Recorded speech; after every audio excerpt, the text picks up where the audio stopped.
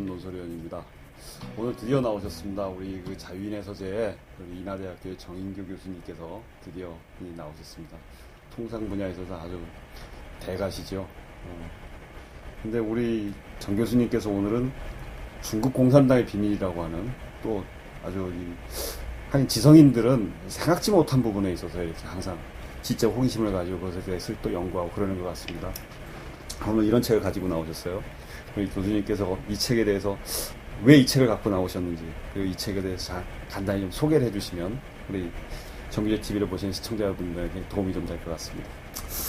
예, 제가 그 정규제 TV 지금 현재 그 인터넷상에 나와 있는 그 프로그램들을 좀 봤는데 보니까 다들 뭐 출연하시는 분들이 손때 묻은 금과 옥조 같은 좋은 이 서적들을 소개를 하고 이제 그러시더라고요. 뭐 저도 자주 보는 그런 책이 있습니다만은 이번에는 뭐 제가 출연하면서 제가 가장 최근에 읽은 책을 뭐 소개하는 게 좋겠다. 예.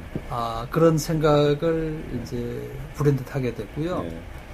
그래서 이제 이 제목을 제가 이제 고른 이유는 아마 올해 내년 우리나라 통상 정책에 있어서 가장 큰 이슈가 한중 FTA 협상이 될 것 같습니다. 그렇습니다.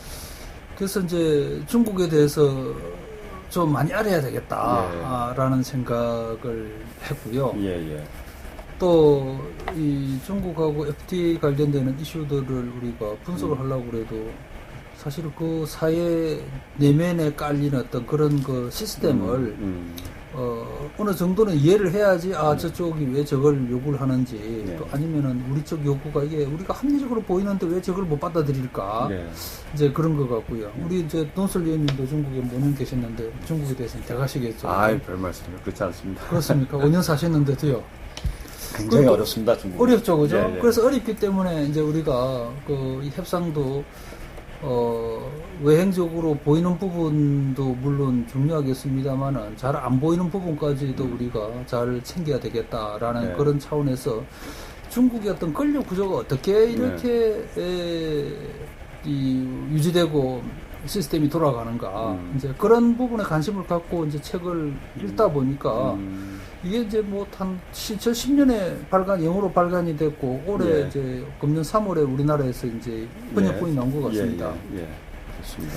그래서 제목이 좀 가격해 보이지만은 그래도 뭔가 좀 중국에서는 금서겠죠? 아마 그럴 것 같은데요. 그렇겠죠. 그래서 이 책을 한번 들고 와봤습니다. 예. 그 리차드 맥그리거라고 하시는 분이 쓰시려고요. 아까 이제 교수님께서 저한테 처음에 시작하기 전에 책에 대해서 이게 목차를 쭉 보여주셨는데 상당히 목차가 사람의 그 눈길을 확 끄는 그런 목차들입니다. 붉은 기계, 중국 주식회사, 인사 파일, 우리는 왜 싸우는가 등등. 굉장히 여러 가지 내용이 많이 있을 것 같습니다. 사실 제가 이제 중국에 있을 때 말이죠. 그런 생각을 많이 했어요. 우리나라에 중국하고 수교한 게 이제 1993년도잖아요. 그러면 이제 올해가 20주년인데, 중국에 대해서 알고 있는 사람들이 너무 적다. 우리가 중국에 대한 연구가 안 돼 있었다. 그건 뭐 당연하죠. 뭐 국교가 수립 안 되고 교류가 안 됐었으니까. 다만 미국하고 영국 이런 데는 많은 사람들이 가서 공부하고 그래서 굉장히 거기에 대한 전문가들은 많지만 우리가 중국에 대해서 너무 몰랐다. 근데 이제 그래서 교수님 같은 분들이 계속 이렇게 학문적인 어떤 지적 호기심, 학문적인 탐구 이런 것들을 계속 해주시기 때문에 그 갭들이 빨리 그래도 지금 좁혀져 가고 있습니다. 그래도 아직은 너무 저변에 이 중국에 대해서 좀 알고 있는 사람들이 너무 적은 것은 확실합니다. 아까 교수님께서 말씀하셨다시피 굉장히 어렵고 복잡합니다. 모르니까 협상도 못하는 거죠. 그래서 우리가 굉장히 힘든 그런 지금 중국 사람들이 이야기하고 있는 것들이 과연 무슨 의미인지 그걸 정확하게 캐치할 수 있는 사람이 몇 명이나 될까 하는 그런 의심을 저는 항상 합니다. 저도 잘 이게 이런 뜻일까라는 의심을 하는데 이것에 대해서 물어볼 만한 사람이 별로 없다라고 하는 것이 우리가 가지고 있는 큰 문제인 것 같아요. 교수님 같은 분이 많이 좀 생겼으면 좋겠습니다. 아까 이제 말씀하신 것 중에 한중 FTA 말이죠. 그거는 교수님이 보시기에 어떨 것 같습니까? 그들이 FTA를 하자고 자꾸만 하는데, 그것이 어떤 의도를 가지고 하는 것인지, 그런 얘기를 하는 것인지, 그리고 어떤 방향으로 진행이 되는 것이 우리에게 유리한지 어떠세요?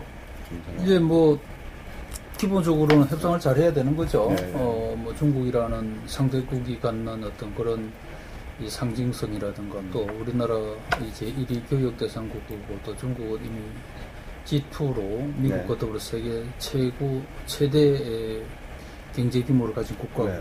또 지리적으로 인접하고 또 중국은 비관세 장벽이 높고 물론 관세 비관세 장벽 다 높죠. 네.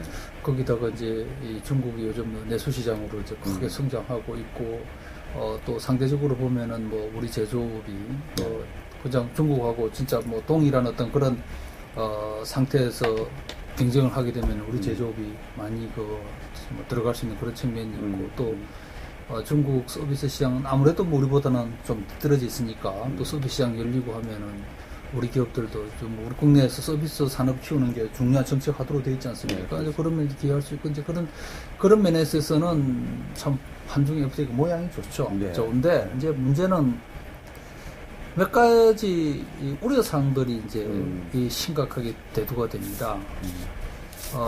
먼저 이제 우리가 뭐 미국이나 EU하고 이렇게 큰 나라와도 FTA를 했습니다만은 이 중국이라는 나라는 이제 미국이나 EU와는 달리 바로 우리가 그냥 사실상 뭐 물론 북한을 통해서 그러겠습니다만은 가장 가까운 나라고 접경을 하고 있는 그런 나라지 않겠습니까? 그렇죠. 예, 예. 그러다 보니까 이 농산물이라는 거는 미국이나 유럽에 생산 농산물이 한국에 들어올 수 있는 품목은 상당히 제한적입니다. 예, 예. 거리가 있기 때문에 예. 신선도나 근데 이제 중국은 기후대도 같죠. 예. 뭐 가장 가까운 나라죠. 그러니까 뭐 아침에 수확한 게 뭐 심지어는 뭐 저녁이면 우리 그렇죠. 식탁에 충분히- 올라올 수 있는 충분히 거기 가능하죠. 때문에 네, 네. 우리 농업계가 뭐 긴장하지 않을 수 없는 예. 그런 상황이고요. 예. 이제 두 번째는 이 중국의 어떤 그런 뭐 가장 가깝게는 이제 이 통상 무역 체제가 과연 이게 이제 법대로 움직이느냐, 아, 예, 네? 예. 그 외에 무슨 작용하는 변수는 없는가? 예, 그렇죠. 뭐 도슬님께서 중국에 5년 사시면서도 도저히 이해가 안 되는 부분이 많고 알아보려고 그래도 도저히 뭐 방법이 없더라 이런 네. 말씀하셨는데 실제로 우리 기업인들이 그렇게 하고 있거든요. 예, 그렇죠. 예, 뭐 어떤 조치에 대해서 뭐 정부가 이를테면 부당한 조치를 하는 것 같으면 우리는 뭐 행정 소송이라든가 심지어 뭐 그보다 더한 어떤 그런 정부에 대해서 우리의 어떤 민원을 낼 수 있는 그런 창구가 돼 있는데 중국은 아직 그게 잘 안 돼 있는 거고. 예. 이제 두 번째는 시스템이 상대적으로 우리보다는 훨씬 닫힌 시스템 아니겠어요? 예. 그런 면에서 이제 제가 또 이 책을 이제 보게 된 것도 그런 면에서 이제 이 책이 주는 어떤 그런 시사점도 있다라는 말씀드리고 싶고요. 그래서 이제 이게 결국은 이제 이행의 문제겠죠, 그죠? 예, 예. 이행이고 사회 시스템의 어떤 문제다는 거. 그 다음에 이제 이 중국은 다른 나라하고 틀리 이 1920년대 초에 뭐 1999년인지 20년인지 하여튼 그 시기에 중국 공산당이라는 게 만들어졌고 그리고 이제 뭐 국공합작이다 항일 투쟁 뭐 그러면서 내부에 권력 투쟁하고 하면서 이제 결국은 이제 이 중국이라는 나라가 만들어진. 네. 그러니까 이런 경우가 없죠. 당이 먼저 만들어지고 그다음 나라가 만들어지고 유일한 경우 아닙니까? 예. 그것도 보통 나라 중국이라는 나라고요. 그렇기 때문에 이 중국에서는 당이 이 국가 사실 위에 그럼요. 예. 존재하고 있는 거죠. 예, 예. 당연히. 그래서 이 책에 보면은요, 이 뒷부분 이렇게 되어 있습니다.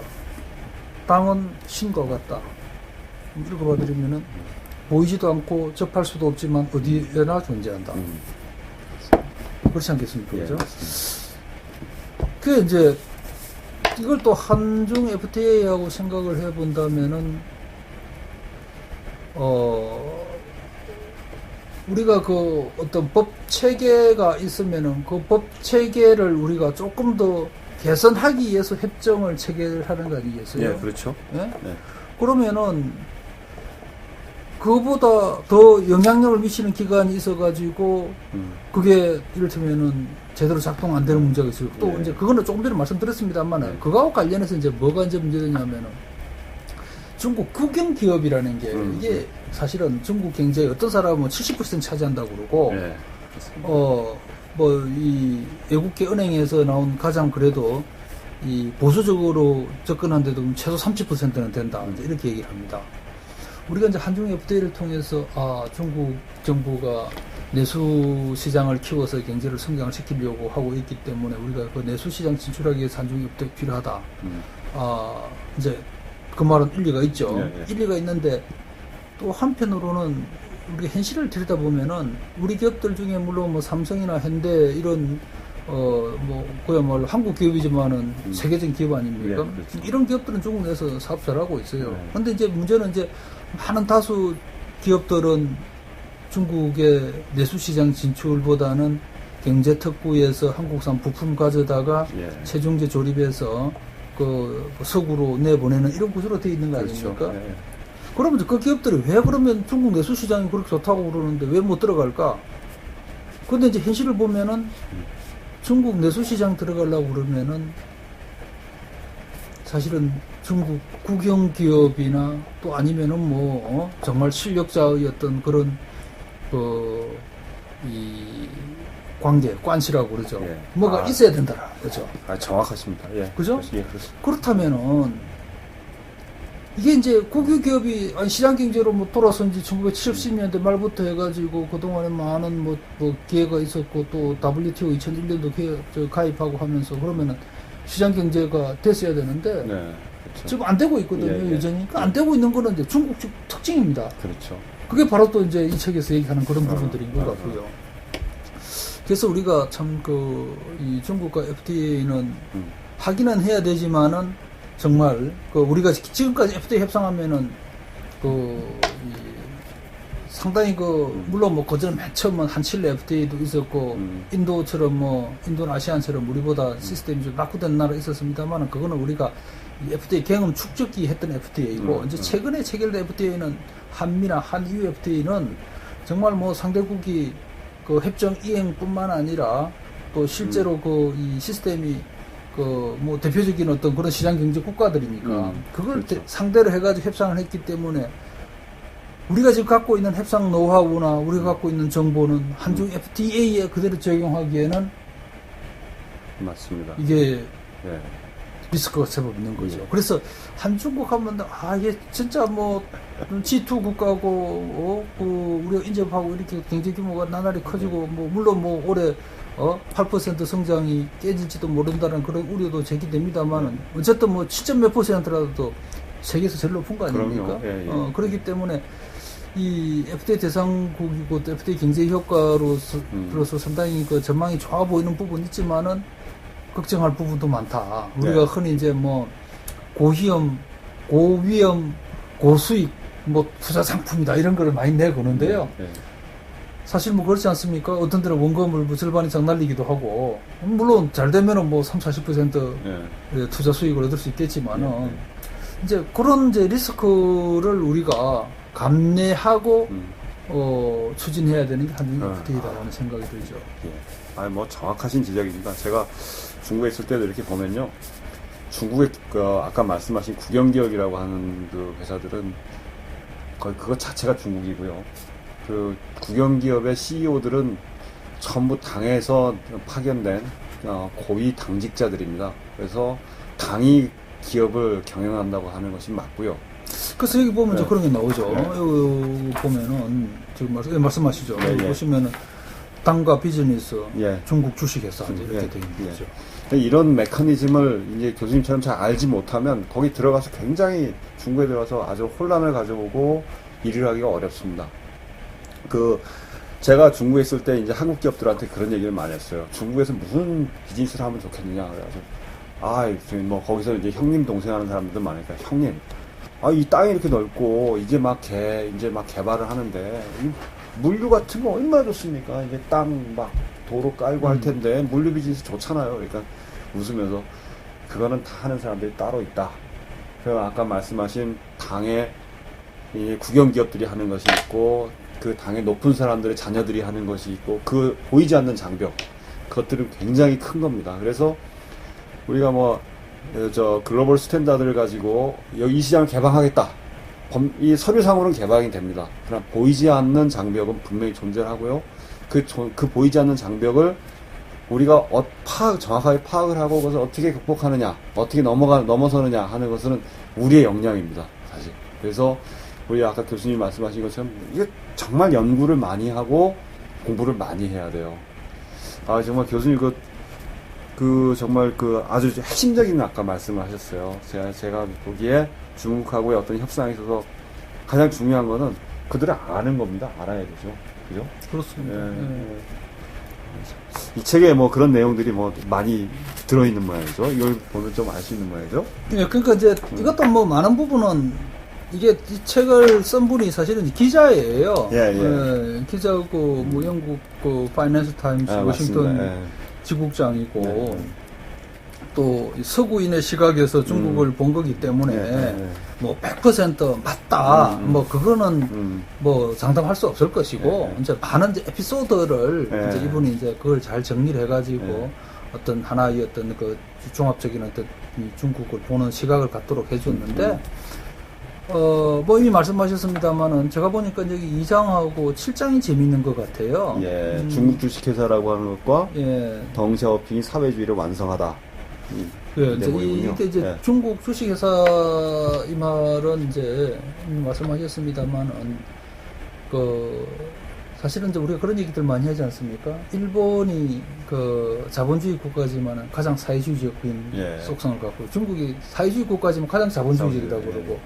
그러니까 중국의 어떤 이 당이라든가 또 중국의 어떤 이 정부 체계 이런 게 이제 다 비즈니스로 서로 연결되어 있다. 이제 이런 차원에서 이제 그런 내용을 이제 쭉 에피소드를 정리를 하고 있고요.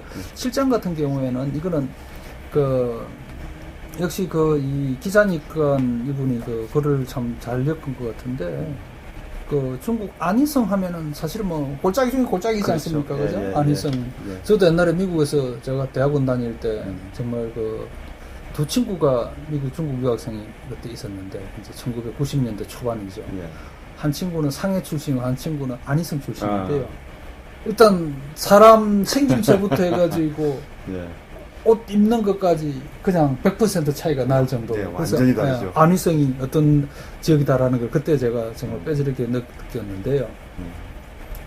그래서 안희성이 이제 니안 강주라고 하여튼 뭐 중국 이름으로도 상당히 좀 외진 이제 좀 드문 이름인데 이제 이 양반이 사실은 이제 일자무식이에요. 일자무식인데 일찌감치 이 사업에 눈을 떠갖고 이 해바라기씨라든가 호박씨를 이제 가공해갖고 중국 사도 그거 많이 먹지 않습니까? 많이 먹습니다.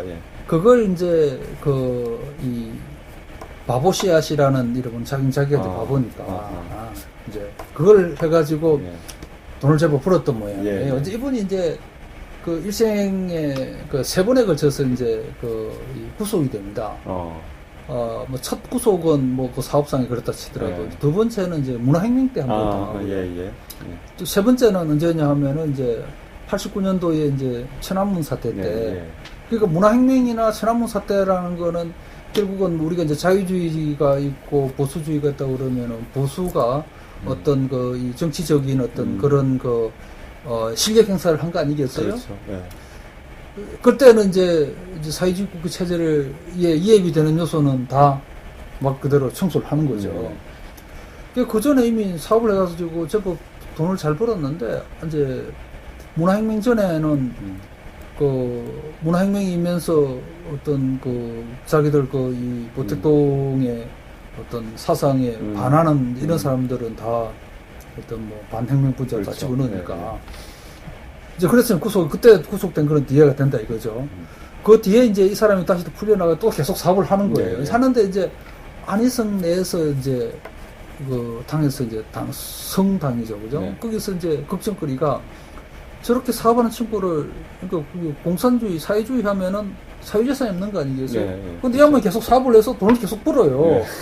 그러니까 이제 이게 골칫거려야 되는 겁니다. 예. 그래서 이제 구속을 다시 시키자니 그렇고, 그래서 이거를 이제 중앙당에다가 이제 문의를 하는 거예요. 예. 이 친구 어떻게 하오리까? 예. 근데 이제 등소평이, 아니, 그 친구 구속한다고 해서 뭐가 달라지냐? 그리고 이제 결국은 이 사유재산이 이 또 기업활동이 제대로 정착하는 것이 결국은 사회주의의 문제점을 해결하는 거다. 아. 그러니까 등소평이라는 분이 정말 이 위대한 지도자. 뛰어난 식견을 가졌다라는 게, 막시즘, 마르크스나 뭐 이런 분들은 그야말로 이 분배에만 신경을 썼지 생산 부분에 있어서는 그렇죠. 상대적으로 관심을 덜 가졌던 네. 거고, 나누는 데 하여튼 신경을 썼던 거 네, 아닙니까? 네. 그런데 등소평 같은 경우에는 개방 개혁을 통해서 중국 경제가 어쨌든 중국이라는 어떤 체제가 유지되려고 그러면은 개혁을 해가지고 인민들을 배불리 먹여 살려야 되는 거고, 그렇죠. 거기에서 이제 여기 이제 그 장에 나오는 이제 주인공 화자죠. 이제 이황강주가 이제 그런 말을 합니다. 등소평이 중국 사회주의를 완성을 시켰다. 근데 그 주변에서 그런 상황이 생길 때 이제 다들 이런 사유 재산을 제대로 없애야 된다. 실제 분쇄해야 된다라고 했는데 그 양반이 그런 식견이 있었기 때문에 오늘 중국이 있다라는 얘기를 이제 하고 있는 거고, 또 한편으로는 이제 그럼에도 불구하고 이제 또 천안문 사태 때 이제 또 이 양반이 또 구속이 돼요.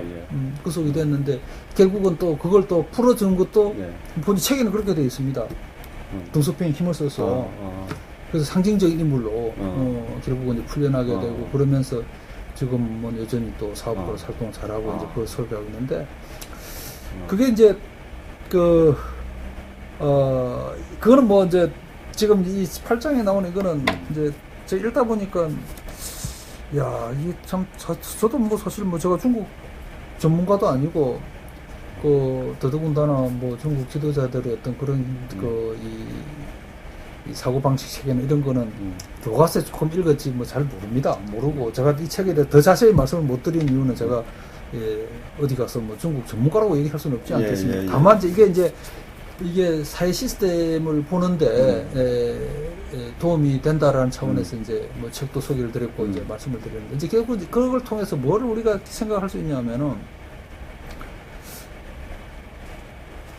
결국 이제 오늘날 중국이 경제적으로 발전하게 된 것도 중국 사람의 어떤 DNA에 숨어 있는 이 시장 경제, 자본주의의 어떤 그런 속성을 중국 정치 체제가 그걸 허용해 줌으로써 뭐 오늘처럼 이렇게 이제 되는데 이제 기여를 했고, 거기에서 이제 그런 얘기들을 막 여러 군데서 적고 있었던 데 책에서 보면은,